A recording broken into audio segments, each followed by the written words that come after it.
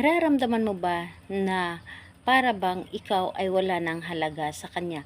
Yung tipong ikaw na lamang yung laging nag-i-effort, ikaw na lamang laging nagbibigay saya, ikaw na lamang laging ah, ikaw lamang yung nagdadala ng inyong relasyon dahil pakiramdam mo ay parang wala ng halaga yung relasyon nyo sa kanya. Gawin mo ito para ibalik ang dati niyang init na pagmamahal, yung tipong ibibigay niya lahat, yung sobra-sobra pa, yung balik, yung tipong ibibigay niya or ipaparamdam niya kung gaano ka kahalaga, gaano ka kaimportante para sa kanya.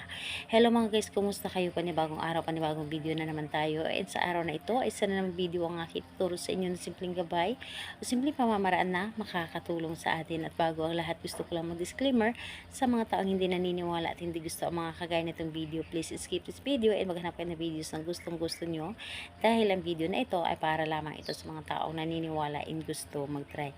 Sa lahat po ng mga nagko-comment dito sa aking video dito sa loob ng aking channel, mag-ingat sa lahat ng mga nagre-reply sa inyo na dinadala kayo sa kanilang WhatsApp. Pinay mo nga po upang makaiwas po tayo sa scam.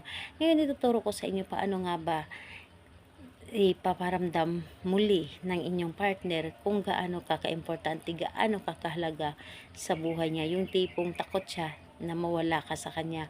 Yung ma-realize niya na sobrang importante pala yung relasyon ninyo para sa kanya. So, dito po is pwede mo itong gawin kahit na kayo ay magkalapit or magka-LDR sa isa't isa. And pwede rin ito sa parehas ang kasarian. Siyempre, kailangan natin dito ng ating gagamitin. Pero, napakaganda dahil yung gagamitin lamang natin is yung cellphone mo lamang.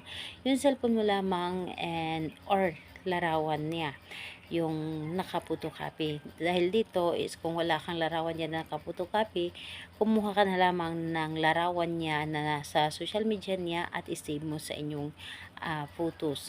So, ayun po, i-save nyo lamang sa inyong gallery dahil yun ang gagamitin ninyo.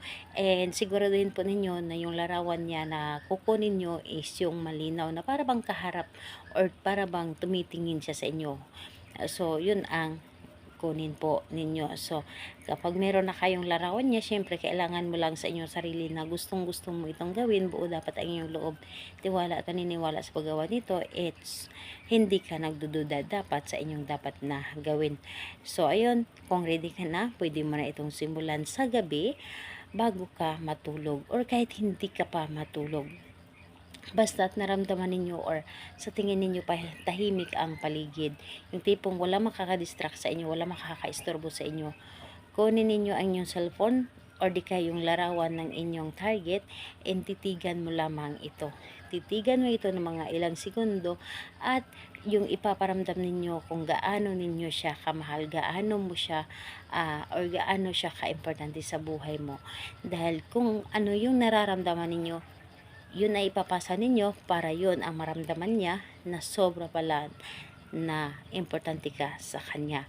So, kausapin mo lamang ito at sambitin mo lamang ng 7 bisis yung kanyang pangalan. So, tulad nito, pangalan, apelyido, ipaparamdam mo sa akin kung gaano ako kahalaga, gaano ako kaimportante sa buhay mo.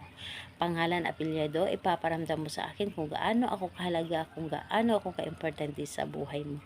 So, 7 ulit mo yang sasambitin habang nakatitig ka sa iyong cellphone o di kaya larawan. So, pagkatapos nun ay halikan mo lamang ng 3 beses ang kanyang larawan. Yung halik na para bang totoo, yung personal mo siyang hinahalikan. So, ayun, kahit anong araw, pwede mo siyang gawin, basta gabi, tahimik ang paligid. Ayun po, salamat po sa inyo. Bye bye everyone. God bless us all.